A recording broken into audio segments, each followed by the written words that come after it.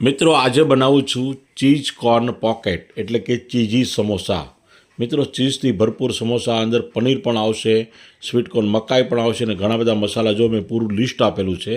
તો આ મુજબ મસાલા પહેલાં ભેગા કરી લેવાના છે અને ત્યારબાદ ખૂબ સરસ મજાના ચીઝી પોકેટ બનાવવાના છે।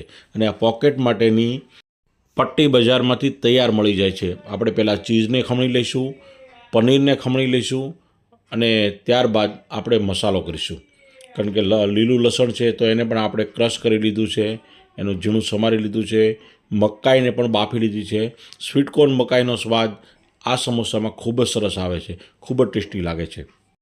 એક સ્ટીલના વાસણમાં 200 ગ્રામ પનીર ખમણી લીધું છે, ઉપર 100 ગ્રામ ચીઝ ખમણી લીધું અને એની ઉપર મકાઈના દાણા એડ કર્યા છે। લગભગ 250થી 300 ગ્રામ જેટલા મકાઈના દાણા છે અને ઉપર આપણે હવે મસાલા એડ કરીશું। તો બ્લેક પેપર પાવડર એટલે કે કાળા મરીનો પાવડર, ત્યારબાદ લસણનો પાવડર અને હવે ત્યારબાદ બેઝિલનો પાવડર, બેઝિલ પત્તાનો પાવડર તૈયાર મળે છે અને પછી પિઝા સિઝનિંગ જે પણ આપણે રેડીમેડ યુઝ કરવાનું છે, આટલી વસ્તુનો મસાલા તરીકે આપણે યુઝ કર્યો છે અને બરાબર આપણા સ્વાદ મુજબ, આપણા ટેસ્ટ મુજબ આપણે એડ કરવાનું છે। અને ત્યારબાદ લીલા લસણ અને કોથમીરની એક પેસ્ટ બનાવી છે એ એડ કરી છે।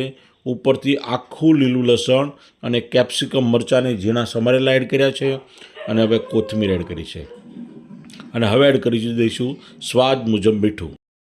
તો આ રીતે મિક્સ કરીને આપણો ચીઝી પોકેટનો મસાલો બનીને તૈયાર થઈ ગયો છે। મિત્રો મસાલાને સાઈડ ઉપર રાખી દઈશું અને હવે આ પોકેટને ચોંટાડવા માટેની એક સ્લરી બનાવી લઈશું, એક પેસ્ટ બનાવી લઈશું। 2 ચમચી મેંદો લેવાનો છે અને એમાં પાણી એડ કરીને એક થીક પેસ્ટ બનાવવાની છે। તો આ રીતે હલાવીને પેસ્ટ બનાવી લઈશું। એકદમ સિમ્પલ પ્રોસેસ છે મિત્રો। કોર્ન ચીઝ પોકેટ બનાવવા માટે આ રીતે આપણે સમોસા પટ્ટી લીધી છે, બજારમાં આસાનીથી મળી જાય છે। તો આ સમોસા પટ્ટીથી ખૂબ જ ટેસ્ટી એવા ચીઝી પોકેટ બનાવી શકાશે। આ રીતે આપણે એને ગોઠવી દેવાની છે અને ત્યારબાદ આપણો સરસ મજાનો સ્વાદિષ્ટ મસાલો એડ કરવાનો છે। તો મિત્રો વિડીયો પૂરેપૂરો જોજો, ક્યાંય સ્કીપ નહીં કરતા। આ રીતે આપણે ક્રોસમાં 2 પટ્ટી મૂકી દીધી છે અને આ રીતે એને વાળી લેવાની છે। વાળવામાં થોડી મિત્રો દબાવીને વાળવાની છે અને વાળવામાં થોડું ધ્યાન એટલા માટે રાખવું પડશે કે મસાલો પણ બહાર ન નીકળવો જોઈએ અને તેલ તળતી વખતે અંદર ન જવું જોઈએ। એ રીતે થોડી પટ્ટી ખેંચીને, થોડી દબાવીને આ રીતે આપણે પોકેટ બનાવવાના છે। તમે એની પોકેટ કહો કે સમોસા કહો, જો આ રીતે એટલા છેડા બહાર વધવા જોઈએ અને જેને આપણે બનાવેલી પેસ્ટથી ચોંટાડી દેવાના છે। મિત્રો છે ને એકદમ સિમ્પલ પ્રોસેસ, નાનું બાળક પણ કરી શકે એટલું સહેલું કામ છે આ મિત્રો। અને બજારમાંથી મોંઘા આપણે સમોસા લાવીએ છીએ અને એનાથી આપણું મન ભરાતું નથી। ઘરે તમે બનાવો, ફેમિલી સાથે એન્જોય કરો તો તેમાં તમને ખૂબ જ મજા આવશે મિત્રો। આ રીતે આપણે 40 જેટલા પોકેટ બનાવી લીધા છે અને હવે એને આપણે મીડિયમ હાઈ ફ્લેમ ઉપર તળવાના છે। ગેસની ફ્લેમ વધારે હાઈ રાખવાની નથી અને આ રીતે આપણે ગોલ્ડન બ્રાઉન કલરના થાય ત્યાં સુધી આપણે આ પોકેટને તળી લઈશું। ખૂબ જ સરસ રીતે તળાઈ રહ્યા છે મિત્રો।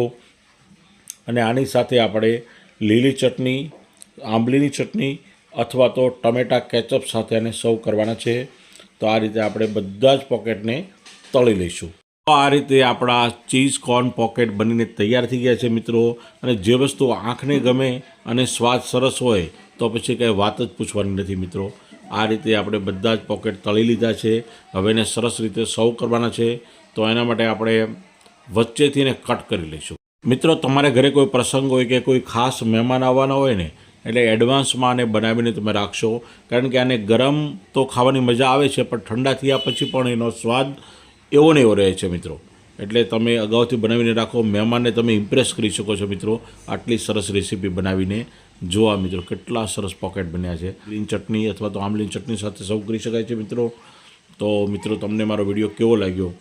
ખરેખર તમને જો મારો વિડીયો ગમ્યો હોય તો મારા વિડીયોને લાઇક કરજો, વધારે ગમ્યો હોય તો સબસ્ક્રાઈબ કરજો અને આથી પણ વધારે ગમ્યો હોય તો તમારા તમામ મિત્રોને આપણો આ વિડીયો શેર કરજો। હવે આ રીતે બધા જ પોકેટ આપણે તળી લીધા છે અને હવે આપણે એને સર્વ કરીશું।